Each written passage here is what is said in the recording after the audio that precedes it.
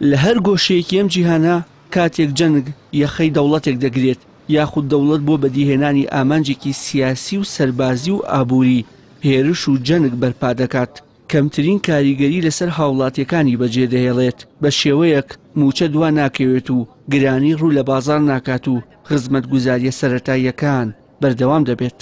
بەڵام لە هەرێمی کوردستان هاوکێشەکە تەواو پێچەوانەیە بە شێوەیەک ئەگەر لە وڵاتێکی دیکە جەنگ و شەڕ بێت ڕاستەوخۆ کاریگەریەکەی لەسەر هاوڵاتیان و موچەخۆران دەردەکەوێت و کێشە خزمەتگوزاریەکانیش قوڵتر دەبێتەوە. هیچ کاتی هەڵیان نەگرتەوە هەڵیشی ناگرن چونکە ئەمانە نە لە وڵاتە پەروەردەبوون نە لەگەڵ معاناتی ئەم خەڵکەیە ژیاون نە ئەزانن خاک و نیشتیمان و نیشتمان پەروەری چییە ئەم وڵاتە ئەمانە کۆمەڵێک بەکرێگیراوی ئیسرائیل و ئەمریکان هاتوون ئەم وڵات لەم وڵاتەیە دانیشتون ئەم وڵاتە بە کاملی و بەشاونی فرۆشتیانە بە داگیرکەرانی ئەم خاک و نیشتیمانە تەنانەت بە هیچ شێوەیە ڕۆحی نیشتمان پەروەری لە ناخی تاکی کووردا نەیانهێش وەکار بۆ ئەوەشەکەن. ئەم حکومەتە هەر خۆی بەڕاستی شتەکانی داوەتە دەست خەڵکەوە خەڵکیش خۆی هیمالە حکومەت ئەڵێ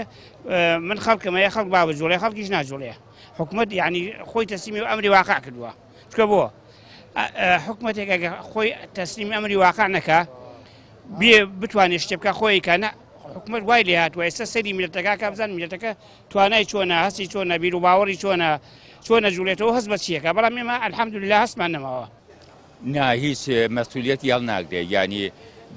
باوکێکی سەرخۆش و خۆیت زیێتەوە لەسەر ئەویش نازانێ معادلەی دەولی هێشتێتیەوە. طبعا هەڵینێ ئەگەر بەرپرسیاتی هەڵگرتایە حسابیان بۆ میلەتە بکردایە بە خوێنی مناڵیە میلەتە چوونەتەوە شوێنە ئەوە ئەجرەکەتی کە ئەیەنەوانێ.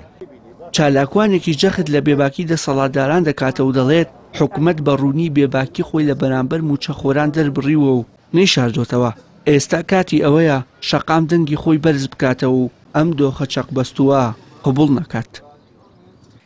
دیارە لە هەرێمی کوردستان دەسەڵاتدارانی هەرێمی کوردستان لە ماوەی حکومڕانیاندا بە تایبەتی ئەم 10 ساڵەی کۆتایی حەز بە هیچ بەرپرسیارەتێک ناکەن یاخود ئامادەنین هیچ بەرپرسیارەتێکی ئەو دۆخ و قەیرانانەی کە لە هەرێمی کوردستان دروست بووە بگرنە ئەسۆ بە تایبەتی بابەتی موچە بابەتی بازار بابەتی هەلیکە دیارە هەر دۆخێکی نائاسایش لە ناوچەکەدا دێتە ئاراوە لە شەڕ و شۆڕ و دۆ تێکچوون دۆخی وڵاتانی ئیقلیمی ڕاستەوخۆ کاریگەری لەسەر هەرێمی کوردستان و ئەم دەسەڵاتەش دروستە بێ.